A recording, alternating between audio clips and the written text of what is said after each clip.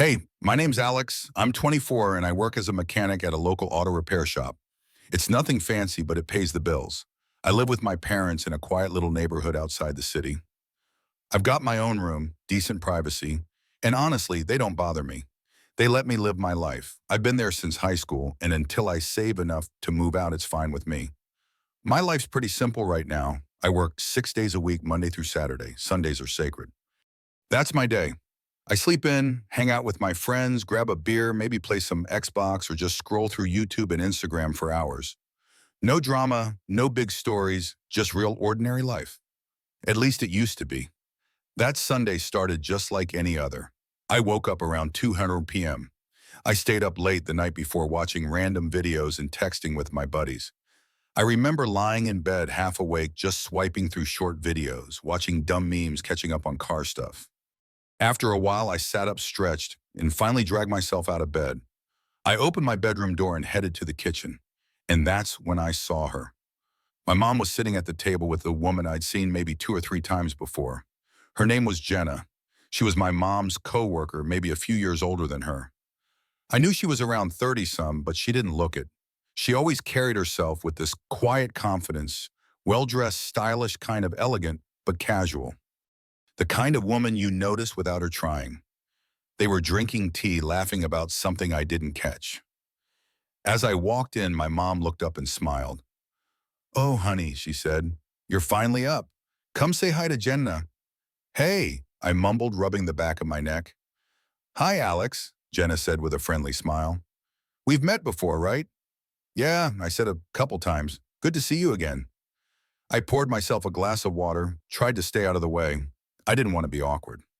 I was still kind of groggy and in gym shorts, but whatever. Then Mom said, "Hey, sweetie, would you mind giving Jenna a ride home? She walked over this morning and I'd feel better if she didn't walk back alone." I glanced at Jenna. She gave me this polite, kind smile, but didn't say anything. "Sure," I said, "no problem. I just need to take a quick shower." "Perfect," Mom said. "Thank you." They kept chatting and I went to freshen up. Took a quick shower, changed into jeans and a clean t-shirt, threw on my hoodie, and grabbed a quick sandwich. I wasn't really expecting anything interesting to happen that day. I just figured I'd drop her off and head back to my lazy Sunday. We left around 2:40. She got into the passenger seat and I started the car. I asked her if she was good with the AC. She nodded. As I backed out of the driveway, I asked, "So you live nearby, right?" "Yeah," she said, "about 10 minutes from here." Not far at all. We started driving. At first there was a bit of silence, but then she turned slightly toward me and said, "Your mom tells me you're working at a garage now." "Yeah," I nodded. "Auto repair, pretty standard stuff. Oil changes, brakes, the occasional engine job when someone's desperate." "Do you like it?" "I do," I said. "It's hands-on, pays all right, and I get to work with good people. I'm thinking about eventually starting something on my own once I've got more saved up." "Yeah," she smiled. "That's great. Not a lot of people your age have that kind of mindset." I shrugged. "I just want to build something for myself. Move out one day, get my own place." She nodded slowly. "Makes sense." I asked her, "What about you? What do you do?" "Well," she said with a sigh, "I used to work full-time in marketing. That's how I met your mom. Lately, though, it's been hard." I glanced at her, curious, but didn't want to pry. She went on, "I was in a relationship for 3 years. We weren't married, but we lived together. I really thought he was the one. Then he cheated with my best friend." I stayed quiet. I didn't know what to say to something like that. "I moved out for a bit, stayed with my sister, but now I'm back in that house alone. It feels empty." "Sorry," I said quietly. "That sucks." She gave a weak smile. "Yeah, it does." We were almost at her place. She pointed to a small white house on the left. "That one," she said. I slowed down and pulled up by the curb. I shifted the car into park and waited. She didn't move. She sat there staring at the house. After a few seconds, she said softly, "I don't want to go in." I looked at her a little surprised. "You okay?" She nodded, but her eyes looked tired. "This house reminds me of him. Every corner, every stupid coffee mug. He lived here with me, and now it's just silence." I hate being in there alone. I didn't know what to say. She looked over at me and asked, "Do you have any plans today?" I blinked. "Not really, I was just going to chill." She hesitated, then said, "Would you want to hang out just for a little while? I don't want to be alone today." I paused, then said, "Sure, yeah, I'm not doing anything." She exhaled, almost relieved. "Thanks, let's go somewhere. I don't care where, just not here." And so I pulled away from her house and drove. We didn't have a destination. I just kept driving, figuring she'd tell me where to go. She didn't. She sat back in the passenger seat quiet at first, then asked, "What kind of music do you like?" I told her I was into chill stuff. Nothing too loud, mostly mellow indie or acoustic tracks when I was driving alone. She smiled and said, "Mind if I put something on?" I handed her the aux cord and she scrolled through her phone before playing a soft, jazzy song I'd never heard before. It wasn't my usual vibe, but it fit the mood. It was the kind of song that made the silence feel okay. We rolled through the main road, then turned onto a quieter stretch near the river. It was a warm Sunday afternoon, that slow kind of sunlight falling through the trees. Every now and then she'd comment on something random. The old bakery that used to be a bookstore, a restaurant she'd been to with him, a place she used to go with her sister. I listened. That's mostly all I did. "Do you know what's weird?" she asked suddenly. "What?" I spent the last 2 months trying to avoid this town. Every street felt like it belonged to someone else. I'd walk into a grocery store and expect to see his face. I glanced at her, not sure what to say. She continued, "And now here I am in a car with you, feeling more okay than I felt in weeks." I didn't say anything. I just kept driving. Eventually, we pulled into a gas station. I needed fuel anyway, and she asked if they had snacks inside. I nodded and said I'd fill up while she grabbed something. When I came back in, she was at the counter with 2 hot dogs, a bottle of water, and a pack of gum. "You eat?" she asked, holding out one of the hot dogs. I grinned. "Not since that sandwich." "Then take this," she said. "You're driving. You deserve something." We sat in the car eating like kids on a road trip. She told me about her ex, how they met at work, how he moved in with her after 6 months, how fast it all happened. "I ignored so many red flags," she said. "He was charming. That's what everyone says, right? He's just so charming." "Yeah," I said. "Charm's easy. Respect's harder." She looked at me for a second and smiled. "That's a smart thing to say." We finished eating and I asked, "You want to go anywhere specific?" She thought about it. "There's a park. It's kind of on a hill. You can see the whole town from there. I haven't been there in a while." So that's where we went. I've been there before, but only once. It was quiet, just a few people walking dogs and a couple lying on a blanket in the distance. We didn't leave the car. We just sat there with the windows rolled down, letting the breeze in. For a while, we didn't talk. She closed her eyes and leaned her head back against the seat. I looked out over the trees and rooftops. Something about that moment felt like a pause in real life, like we were both floating, not really anywhere. She opened her eyes and said, "You know, I thought today would be one of those days where I'd stay in bed and feel sorry for myself. Instead, you're here eating gas station hot dogs with a guy you barely know." She laughed. "Exactly." It was about 6:30 when she asked if I had time to keep going. I told her I had nowhere to be. She asked if we could just keep driving, and I said sure. So we did. I didn't ask why. I didn't push for anything. I just drove. She asked more about me, about my dad, my job, my friends. I told her I wasn't exactly a party type, that most of my Sundays looked like this, minus the beautiful woman in the passenger seat. She rolled her eyes and said, "You're sweet, but you don't have to flirt with me." "I'm not," I said. "I mean it." She looked at me again, but this time it was different, like she didn't know what to do with that kind of honesty. Around 8, the sky started changing colors. We pulled into a small coffee shop, drive-through, grabbed 2 iced lattes, and parked near an old shopping center that was mostly empty. We sipped our drinks in silence. "I don't remember the last time someone spent a whole day with me without checking their phone every 5 minutes," she said. "I do that when I'm bored," I replied. "And you're not bored," I shook my head. "No, I'm good." There was a long pause. She took a deep breath. "I'm scared, you know." "Of what?" that this is just a good day, that I'll go home and it'll feel even worse now. I wanted to say something that would make it easier, but all I said was, then don't go home yet. We stayed out until just after 10 on hers. I drove her back to her place slowly. When we pulled up, she didn't move again. She turned to me, soft eyes, a tired smile. Thank you, Alex. Really, I didn't expect any of this today. Neither did I said. She hesitated, then leaned over and kissed me on the cheek. Not playful, not flirty, just real. She stepped out of the car, walked to the front door, and before going in, turned around. I'll text you, she said, and she did. After that Sunday, I didn't know what to expect. I wasn't even sure she'd actually text me. But around noon the next day, right as I was finishing lunch at work, my phone buzzed. It was her. Jenna, thanks again for yesterday. I really needed that. I smiled and texted back something simple like anytime. I didn't want to come off too eager, but truthfully, I've been thinking about her since the moment she got out of the car. Over the next few days, we messaged a bit. Nothing heavy, just check-ins, jokes, casual stuff. She'd ask how work was going, and I'd ask if she finally cleaned her fridge like she said she needed to. She had this way of texting that felt real, not like someone trying to impress you, just being herself. That Friday evening, she asked, "What are you doing this weekend?" I told her, "Working Saturday, off Sunday as always." Then she said, "Would you want to hang out again?" Of course I did.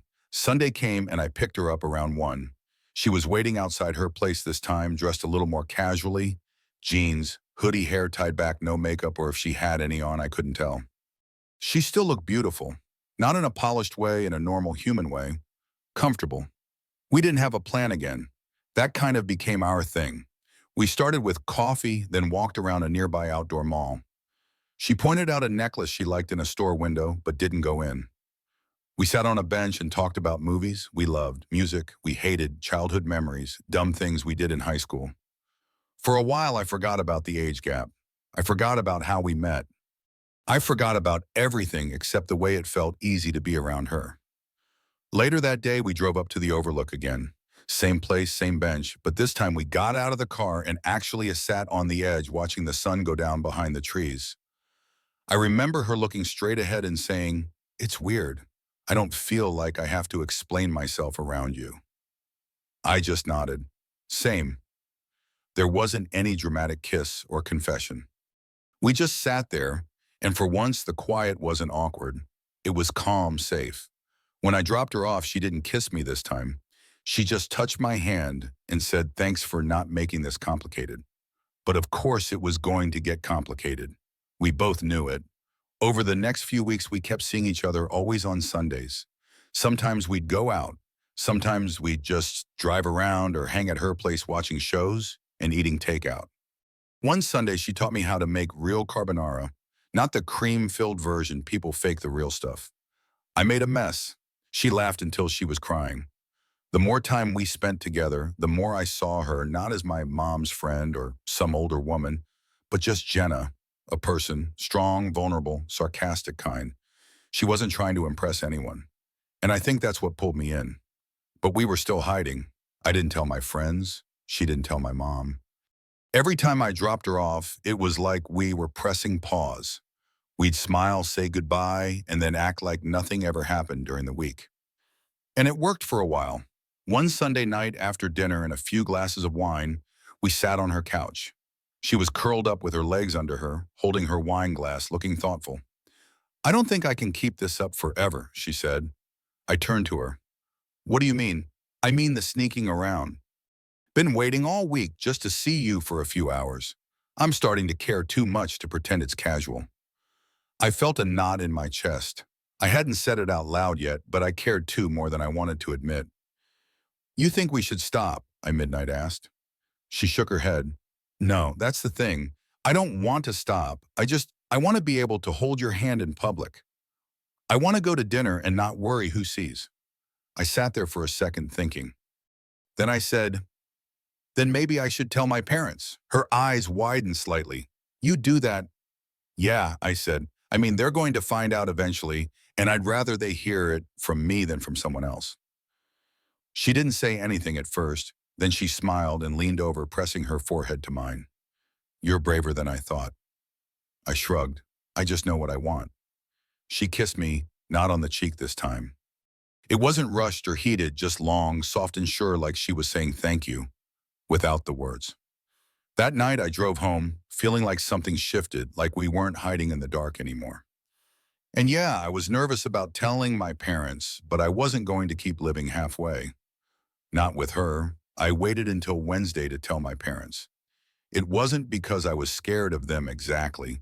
They were good people, supportive for the most part, but I didn't know how they'd take it. I mean, Jenna wasn't just older. She worked with my mom, and I was sure they had already built an idea of who I should be with someday.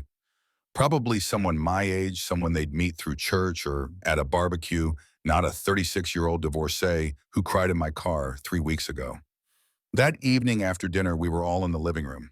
My dad was watching a rerun of some car restoration show, and my mom was scrolling through her tablet. I figured if I didn't say it now, I never would. I cleared my throat. Hey, can I talk to you guys for a sec? They both looked at me. My mom raised an eyebrow. Of course, what's up?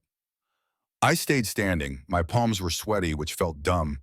I wasn't confessing to a crime, but I felt like I was. I've been seeing someone, I said. My mom blinked. Okay, it's someone you know. My dad muted the TV. It's Jenna, I said. Your friend from work. There was a beat of silence. My mom's face didn't move. No expression, just still. My dad looked from her to me. Wait, Jenna, as in, yeah, you're dating her, my mom finally asked. I nodded. We've been seeing each other for about a month. It started out kind of random. That Sunday when I drove her home, we ended up spending the day together. And after that, we just kept talking. I didn't plan it, but it feels right. Mom set down her tablet and leaned back in the chair. She's 12 years older than you, Alex. 11, it corrected quietly. I'm turning 25 in 2 months. Tween, she gave me a look. I'm not saying it's forever, I added. I'm just saying that I like her a lot, and I think she likes me too. I didn't want to keep hiding it. It was a long pause. Dad finally spoke up. Well, I mean, it's not illegal. He chuckled awkwardly. And it's not the weirdest thing I've ever heard. My mom shot him a look. I'm just saying, he added, raising his hands. My mom looked back at me. Does she know you're telling us? She didn't ask me to, I said. But I figured if this is something real, I should be honest. She was quiet again, not angry, just processing. I've known her for years, she said eventually. She's had a hard time. I know about the breakup. I didn't know you two were even talking. She was honest with me, I said from the start. She didn't lead me on. We've just been good together. My mom gave me this long look. Not judgmental, but like she was trying to see something in me she hadn't before. Like I'd grown up when she wasn't looking. Then she said, okay. I blinked. Okay, I'm not going to pretend it's not a little strange for me, she said. But if you're happy and she's not hurting you, then okay. My dad clapped his hands together. And all right, drama over. Now can we unpause the engine rebuild? We laughed. The tension broke a little. My mom smiled, but it was the kind of smile that said she'd still need time, and that was fine with me. That night, I texted Jenna and told her everything. She didn't respond right away, and I started wondering if I'd made a mistake. Maybe she didn't want this to be out in the open. Maybe I just ruined something that was good because I rushed it. But 20 minutes later, she called. I answered on the first ring. You really told them, she asked. Yeah, I did. There was a long pause on her end. Then she said, thank you. For what? For not making me feel like a secret. I felt a lump in my throat. You were never a secret.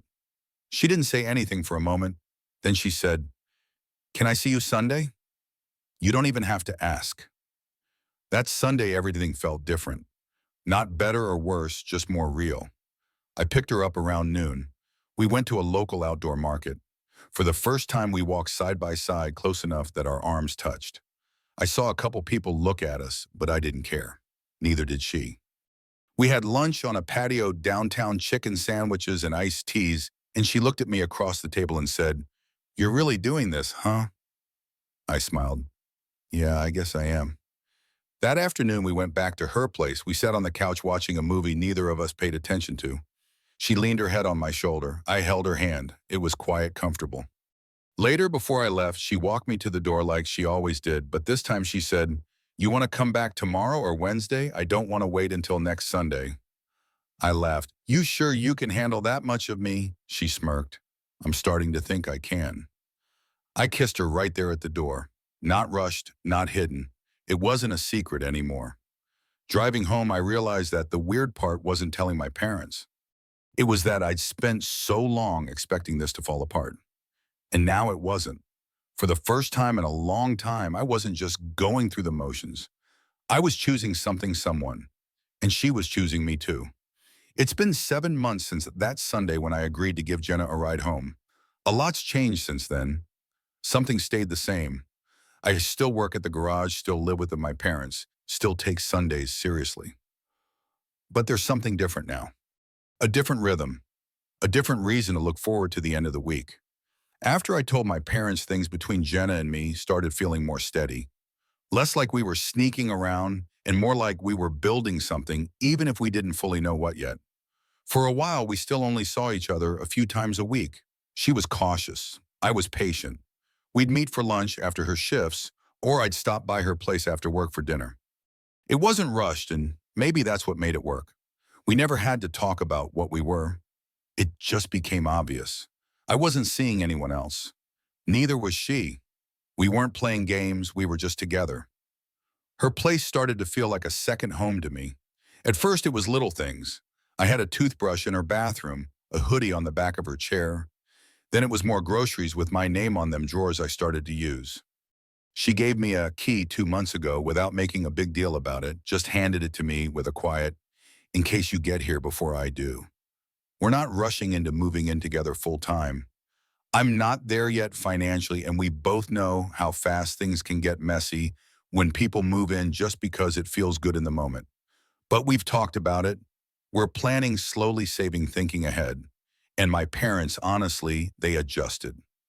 My mom was quiet for a few weeks after I told her, but she never said anything negative. One Sunday, Janet came over for dinner. My mom cooked. My dad cracked his usual jokes, and Jenna handled it all with grace. That night after she left, my mom told me, "I get it now. She makes you softer." She was right. Being with Jenna didn't make me feel like I had to prove anything. I didn't have to act tougher, older, cooler. I could just be who I was. 24. Still figuring it out, still building a life, and she didn't expect me to be anyone else. Of course, we've had tough moments too. There was a night when I was over and she broke down crying in the kitchen. She'd gotten a message from her ex's mom. Something harmless. On the surface, just a thinking of you kind of text, but it reopened things she tried to put away. I just held her, didn't try to fix it. Didn't say anything dumb like he didn't deserve you. She already knew that. She just needed someone to be there in the moment. And I was. There were times when I wondered if the age gap would eventually get in the way, like when her coworkers talked about buying houses and planning for kids, and I was still putting aside $20 a week to fix up my car. But Jenna never made me feel small. She never threw my age in my face or compared me to someone else. And because of that, I never felt like I had to apologize for where I was in life. She told me once, "You're younger, yeah, but you're present. That matters more to me than someone who's 40 and emotionally checked out." That stuck with me. Now it's May and the weather's warming up. We started talking about taking a short trip together, maybe to the mountains or to the coast for a weekend. Nothing fancy, just something outside of town where we don't run into people from work or the grocery store. Somewhere quiet. Last weekend, we sat on her porch eating takeout, and she said, "I don't know where this is all going, but I'm glad it's going somewhere with you." And I told her I felt the same way. We're not rushing marriage. We're not planning kids. We're not living in a romantic fantasy. We're just two people, 11 years apart, who found something when we least expected it. And right now, that's enough. Sometimes I still think about that first day. How random it was how I almost said no when my mom asked me to give her a ride. I'd just woken up.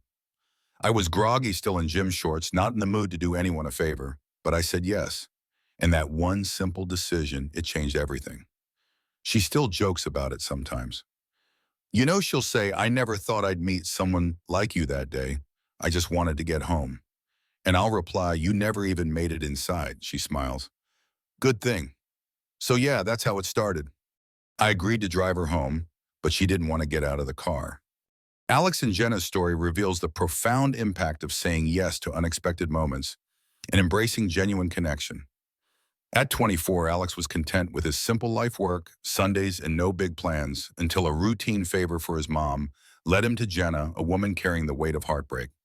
What began as a car ride turned into a day of shared vulnerability where Alex's willingness to listen gave Jenna a safe space to heal. Their bond, built on quiet drives, honest talks, and mutual respect, defied age gaps in secrecy, blossoming into something real when Alex chose honesty by telling his parents. This teaches us that life's most meaningful relationships often start in the smallest, unplanned moments if we're open to them. Alex didn't need to have it all figured out. He just needed to be present, showing that compassion and authenticity can bridge any divide.